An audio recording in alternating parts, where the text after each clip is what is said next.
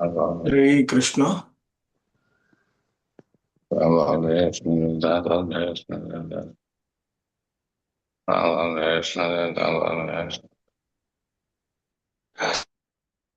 హరే కృష్ణ. ఓం నమో భగవతే వాసుదేవాయ. ఓం నమో భగవతే వాసుదేవాయ. ఓం నమో భగవతే వాసుదేవాయ. ఓం నమో భగవతే వాసుదేవాయ. ఓం నమో భగవతే వాసుదేవాయ. ఓం నమో భగవతే వాసుదేవాయ. నారాయణం నమస్కృత్య నరం చైవ నరోత్తమం. నారాయణం నమస్కృత్య నరం చైవ నరోత్తమం. దేవీం సరస్వతిం వ్యాసం తతో జయముదీరయేత్. దేవీం సరస్వతీం వ్యాసం తతో జయముదీరయేత్. నష్టప్రాయేష్వభద్రేషు నిత్యం భాగవత సేవయా.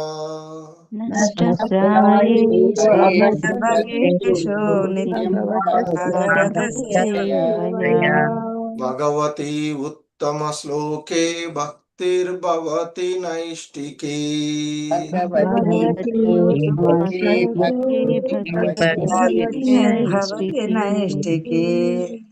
హరే కృష్ణ. సో ఈరోజు షార్ట్ భాగవతం క్లాస్ కి అందరికీ కూడా ఇస్కాన్ శ్రీ శ్రీ రాధా గోవింద ఆలయం తరపున స్వాగతం, సుస్వాగతం. సో ఈరోజు మనము శ్రీమద్ భాగవతము మొదటి స్కందంలోని 4వ అధ్యాయంలో 26 మరియు 27 శ్లోకాలను చూద్దాము. హరే కృష్ణ.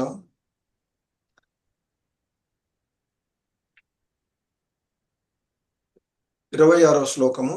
ఏవం ప్రవృత్తస్య సదా భూతానాం శ్రేయసి ద్విజాః సర్వాత్మజ్ఞేనాసి యదా నాతుస్య ధృతయం తతః. ఓ ద్విజులారా, ఈ విధంగా సర్వజనుల సంపూర్ణ శ్రేయస్సు కొరకై నియుక్తుడైనను వ్యాసదేవుని మనసు సంతృప్తి చెందలేదు.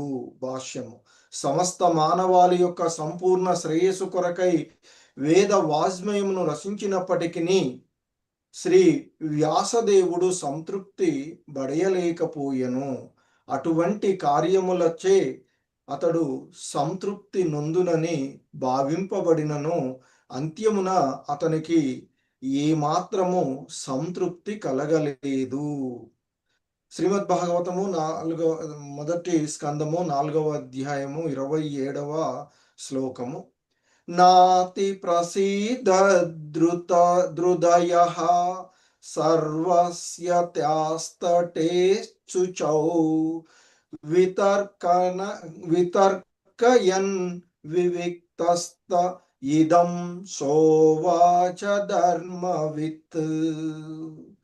ఈ విధంగా హృదయం నందు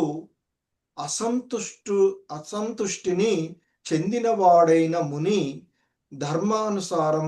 ధర్మసారమును ఎరిగి ఉన్నందున వెంటనే ఆలోచన మగ్నుడై తనలో తాను ఇట్లు పలికెను. భాష్యము.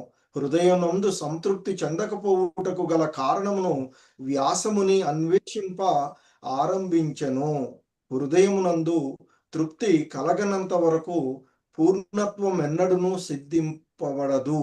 అటువంటి హృదయ సంతుష్టి ఎనునది భౌతిక పదార్థమునకు పరంగా అన్వేషింపబడవలెను. హరే కృష్ణ. జగద్గురు శ్రీల ప్రభుపాద్ కీ జై.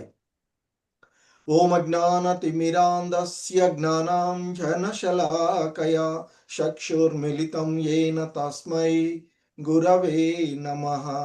నమో ఓం విష్ణుపాదాయ కృష్ణప్రేష్ఠాయ భూతలే శ్రీమతే భక్తి వేదాంత स्वामिनिति नामिने नमस्ते सारस्वते देवे गौरवाणी प्रचारिणे निर्विशेष शून्यवादी पाश्चात्यदेश तारिणे। जय श्री कृष्ण चैतन्य प्रभु नित्यानंद श्री अद्वैत गदाधर श्रीवासादि गौर भक्त वृंदा। हरे कृष्णा कृष्ण कृष्ण हरे हरे, हरे राम राम राम हरे हरे। हरे कृष्ण। సో శ్రీల వ్యాసదేవుల వారు ఈ సర్వమానవాళికి కలియుగంలో ముఖ్యంగా మందమతులైనటువంటి వారికి, స్త్రీలు, శూద్రులు, ద్విజబంధువుల వంటి అల్పజ్ఞుల అల్ప జ్ఞానము కలిగినటువంటి జనులకు దివ్యమైనటువంటి వేదాల యొక్క ప్రయోజనము అవగతం అయ్యే విధంగా ఆయన మరి మహాభారతాన్ని రచించాడు. సో వేదాల యొక్క ప్రయోజనం అంతా కూడా అందులో పొందుపరచబడినది. ఎందుకంటే అందులోనే మరి వేదాల యొక్క మరియు ఉపనిషత్తుల యొక్క సారమైనటువంటి భగవద్గీత కూడా అందులో ఉన్నటువంటిది. సో ఈ విధంగా ఆయన వేదాలను ఆయన ఇక్కడ సూత గోస్వాములు వారు చెప్తున్నారు, ఓ ద్విజులారా, సమస్తమైన జీవుల శ్రేయస్సు కొరకు శ్రీల వ్యాసదేవుడు తన సంపూర్ణమైనటువంటి శక్తినంతా కూడా వినియోగిస్తూ వేదాలను విభజించినప్పటికీ ఆయన హృదయము సంతృప్తి చెందలేదు అంటూ చెప్తూ ఉన్నటువంటి శ్లోకము 26వ శ్లోకం కదా. ఆయన అంటున్నారు, ఓ ద్విజులారా, ఈ విధంగా సర్వజనుల సంపూర్ణ శ్రేయస్సు కొరకై నియుక్తుడైనను కదా. ఈ సర్వజనుల శ్రేయస్సు కొరకై కదా ఆయన వేదాలను, ఒకటిగా ఉన్నటువంటి వేదాలను 4గా విభజించి వాటిని తన శిష్యులైనటువంటి వారికి నలుగురికి అప్పజెప్పి అందులో ఉండేటువంటి వేదాలలోని కొన్ని కథలుగా పంచమ వేదంగా మరి పురాణాలను, మహాభారతాన్ని ఇవన్నీ కూడా రచించి అవి కూడా తన శిష్యునికి అప్పజెప్పి వాటిని ప్రచారం చేసే బాధ్యత. ఈ విధంగా సర్వ మానవాళి సంపూర్ణ శ్రేయస్సు కొరకై ఆయన ఆ విధంగా నియుక్తుడైనప్పటికీ కూడా మనసు సంతృప్తి చెందలేదు అంటూ చెప్తూ ఉన్నారు. అంటే ఆ విధంగా ఆయన చేసినప్పటికీ కూడా సమస్త మానవాళి యొక్క సంపూర్ణ శ్రేయస్సు కొరకు వేద వాజ్మయాన్ని రచించి మరి మహాభారతాన్ని అందించినప్పటికీ వ్యాసదేవుల వారు సంతృప్తి పొందలేదు. ఎందుకంటే ఆ కార్యాల ద్వారా అతని యొక్క మనసు తృప్తి నొందునని ఆయన భావించి ఆ విధంగా నేను ఈ మందమతులైనటువంటి వారికి మరి సమస్త జీవుల శ్రేయస్సు కొరకు నేను ఇవన్నీ చేస్తాను, ఆ విధంగా నేను తృప్తి పడతాను అని భావించి చేసినప్పటికీ కూడా ఆయన హృదయము తృప్తిగా లేదు అని చెప్తున్నటువంటిది. అంటే ఈ శ్లోకం ముఖ్యంగా వ్యాసదేవుల వారి యొక్క ఆంతరంగిక స్థితిని తెలియచేస్తుంది. ఎందుకంటే ఆయన అంతకుముందు మనం చెప్పుకున్నట్లుగా వేదాలను 4 భాగాలుగా విభజించాడు, పురాణాలను రచించాడు, మహాభారతాన్ని రచించాడు, మరి జనులకు కావలసిన ధర్మ, అర్థ, కామ, మోక్ష మార్గాలను వివరించాడు. అయినా ఆయన హృదయంలో సంతృప్తి లేదు, అసంతృప్తే మిగిలింది. ఎందుకంటే ఆయన అంత చేసినప్పటికీ కూడా భగవంతుని యొక్క నిర్మల యశస్సు మరియు కేవల భక్తిని సంపూర్ణంగా ఇంకా ఎక్కడ కూడా ఆయన ప్రతిపాదించలేకపోయారు. సో ఇదే విషయం తదుపరి శ్లోకాలలో వస్తుంది. ఈ కారణంగానే ఆయన యొక్క ఆధ్యాత్మిక గురువు అయినటువంటి దేవర్షి నారదులు వారు ఆయనకి భక్తి ప్రధానమైనటువంటి శ్రీమద్ భాగవతాన్ని రచించమని ఉపదేశిస్తాడు. ఇక్కడ మనకి ముఖ్యంగా బాహ్య విజయాలు మాత్రమే హృదయాన్ని తృప్తిపరచలేవు. ఇదంతా కూడా భౌతికమైనటువంటి బాహ్యపరమైనటువంటి అంశాలను అవగతం చేసుకోవడానికి అందరికీ సర్వమానవాళి కోసం చేశాడు. కానీ మరి భక్తిని ఏ విధంగా కొనసాగించాలి అనేటువంటి విషయాలలో మరి భగవంతుని యొక్క భక్తి లేకుండా, భగవంతుని యొక్క లీలలు లేకుండా జ్ఞానము అసంపూర్ణంగానే ఉంటుంది. భగవంతుని యొక్క కీర్తనము మరియు భక్తి అనేవే హృదయాన్ని నిజంగా మరి సంతృప్తి పరుస్తుంది అనేటువంటి విషయం. సో కనుకనే మనకి భగవద్గీతలోని శ్రీకృష్ణ భగవానులు వారు చెప్పినట్లుగా 18వ అధ్యాయంలోని 55వ శ్లోకంలో చెప్తారు ఆయన, భక్త్యా మామభి ధ్యానాతి అంటూ చెప్పబడినటువంటి ఆ శ్లోకంలో ముఖ్యంగా మనకి మానవుడు భక్తియుత సేవ చేతనే దేవదేవుడైన నన్ను యథార్థంగా అర్థం చేసుకోగలడు. అట్టి భక్తి చే అతడు నన్ను పూర్తిగా నెరిగి ఉన్నప్పుడు భగవద్ రాజ్యమును ప్రవేశించగలడు. అంటే భక్తి లేకుండా ఏది కూడా పరిపూర్ణము కాదు అనేటువంటి విషయాన్ని మరి ఆయన శ్రీకృష్ణ భగవానుల వారే చెప్పినటువంటి విషయాన్ని చూస్తూ ఉన్నాం. అదేవిధంగా మనకి శ్రీకృష్ణుడే 7వ అధ్యాయంలో కూడా చెప్తారు, నాహం ప్రకాశ సర్వస్య యోగ మాయ అసామృత అంటూ చెప్పబడినటువంటి, అంటే మూఢులకు మందబుద్ధులకు నేను వ్యక్తం కాను, నేను వారికి నా యొక్క యోగమాయ చేత ఆవరింపబడి ఉంటాను అంటూ చెప్పబడినటువంటిది. సో ఆ విధంగా ఆయన అసంతృప్తమైనటువంటి, అందుకే ఇక్కడ చెప్తున్నారు, నాతి ప్రసీదృదయ సరస్వత్యాస్తటే శుచౌ వితర్కయన్ వివిక్తస్త ఇదం సోవాచ ధర్మవిత్. ఈ విధంగా హృదయమునందు అసంతుష్టిని చెందినవాడైన ముని ధర్మసారమును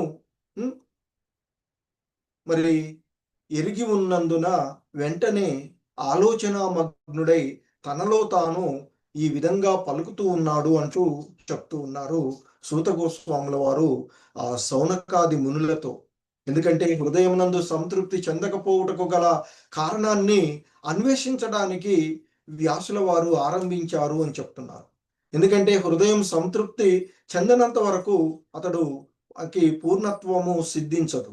మరి అటువంటి హృదయ సంతుష్టి అనేది భౌతిక పదార్థానికి పరంగా ఉన్నటువంటిది కనుక మరి ఆయన ఆధ్యాత్మిక తత్వాన్ని, ఎందుకంటే హృదయంలో పూర్తిగా సంతోషం లేదు, అదే చెప్తున్నారు, నా అతి ప్రసిద్ధతి హృదయ అంటూ చెప్పబడినటువంటి హృదయంలో పూర్తిగా సంతోషం కలగలేదు ఇంత పని చేసినప్పటికీ కూడా. సో కనుక మరి ఆయన యాక్చువల్గా అక్కడ సరస్వతి నది తీరంలో కూర్చుని సరస్వత్యస్తటే, సరస్వతి నది ఆ తీరమునందు సరస్వత్యస్తటే శుచౌ. సో ఆ సరస్వతి నది తీరంలో ఆయన కూర్చొని వితర్కయన్ ఆలోచించసాగాడు. ఏకాంతం స్థలంలో కూర్చుండి మరి ఇదంతా ఏమిటి అనేటువంటి ఆలోచనలో ఆ పవిత్రమైనటువంటి సరస్వతి నది తీరంలో లోతుగా విచారిస్తూ ఏకాంతంగా కూర్చుని తనలో తాను ధర్మతత్వాన్ని తెలిసినటువంటి ఆ వ్యాసదేవులు వారు, ఎందుకంటే వ్యాసుడికి ధర్మం అంతా తెలిసి ఇంతకుముందే చెప్పుకున్నాం, ఆత్మానుభూతిలో ఉన్నటువంటి వాడు, సంపూర్ణ ఆత్మానుభూతిని పొందినటువంటి వాడు.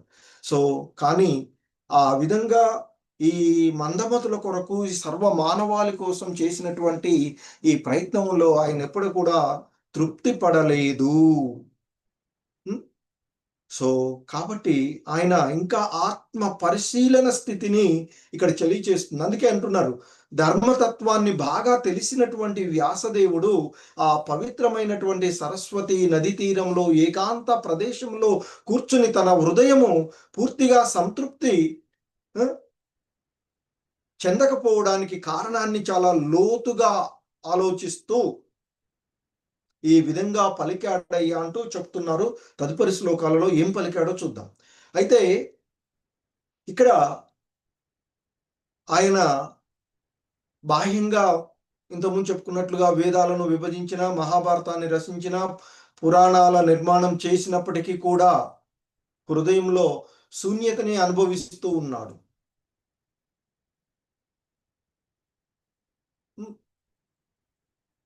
సో కనుక ఇప్పుడు ఆయన మరి ఆంతరంగ సత్యాన్ని కోసం ఈ జనసమ్మర్దానికి దూరంగా ఉండి పవిత్రమైనటువంటి ఆ స్థలంలో అంతర్ముఖుడై తన అసంతృప్తికి కారణమేమిటా అంటూ విచారిస్తున్నాడు. ఇది నిజమైనటువంటి ఒక ఋషి యొక్క లక్షణాలు అంటూ చెప్తూ ఉంటారు. సో అంతర్ముఖుడైనటువంటి వాని యొక్క లక్షణం. ఎందుకంటే బాహ్య విజయాల కంటే ఆంతరంగికమైనటువంటి సత్యాన్ని పరిశీలించడమే చెప్తూ ఉన్నట్టు. సో ముఖ్యంగా మనకి ఈ 27వ శ్లోకంలో ఏకాంత ఆత్మ పరిశీలన అవసరము అని తెలియచేస్తుంది. ఏకాంతంలో ఉన్నాడు కదా, మనసు శాంతించినప్పుడు మాత్రమే ఆధ్యాత్మికమైనటువంటి విషయాలను మనము తెలుసుకోగలుగుతాం. అందుకే మనసు బాగలేనప్పుడు భగవంతునికి ఉపవాసం ఉండాలని భగవంతునికి దగ్గరగా ఉండాలి అని చెప్తూ ఉంటుంటారు. అప్పుడే మనసు చంచలత్వాన్ని కోల్పోయి స్థిరత్వాన్ని, శాంతిని పొందుతూ ఉంటుంది అని చెప్తూ ఉంటారు. సో భౌతిక విజయాలు ఎప్పుడు కూడా హృదయాన్ని సంతృప్తి పరచలేవు అనేటువంటిది. అందుకే భగవద్భక్తి లేకుండా కర్మ జ్ఞానము సంపూర్ణము కావు అని చెప్తుంటారు. మరి ధర్మజ్ఞుడైనటువంటి వ్యాసుల వారు, ఎందుకంటే ఇతరులకు మాత్రమే బోధించలేదు, ఇతరులకు బోధించాడు, ఇతరులకు అవసరమైనటువంటి విషయాలను చెప్పాడు, కానీ తన హృదయాన్ని కూడా పరిశీలించుకున్నాడు. కానీ తన హృదయంలో శూన్యమే మిగిలింది. ఇదే నిజమైనటువంటి జ్ఞాని చేసేటువంటిది కదా. సో కాబట్టి అందుకే మరి మనకి ఇది ఆత్మ పరిశీలన చేసుకోవడం. అందుకే భగవద్గీతలో బహుజన్మ నామంతే అంటూ చెప్పబడినటువంటి శ్లోకాన్ని గుర్తు చేసుకుంటే అనేక జన్మల తదుపరి చివరికి సర్వం వాసుదేవమయమని తెలుసుకోవడం. సో ఇదే జరగబోయేటువంటిది.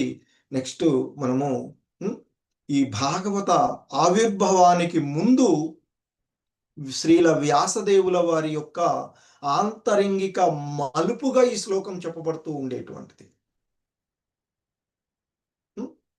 సో ఈ అసంతృప్తి తర్వాతే నారదుడి యొక్క దర్శనము, ఆయన యొక్క భక్తి ఉపదేశము, చివరికి శ్రీమద్ భాగవత అవతరణము జరిగినటువంటిది మనం చూస్తాం. హరే కృష్ణ. జగద్గురు శ్రీల ప్రభుపాద్కి జై. సో ఆయన యొక్క ఆంతరంగా ఏ విధంగా ఆలోచిస్తున్నాడు ఏంటి అనేటువంటి విషయాలను తదుపరి శ్లోకాలలో మనము చూడవచ్చు. నెక్స్ట్ క్లాసులలో చూద్దాం. హరే కృష్ణ. జగద్గురు శ్రీల ప్రభుపాద్కి జై.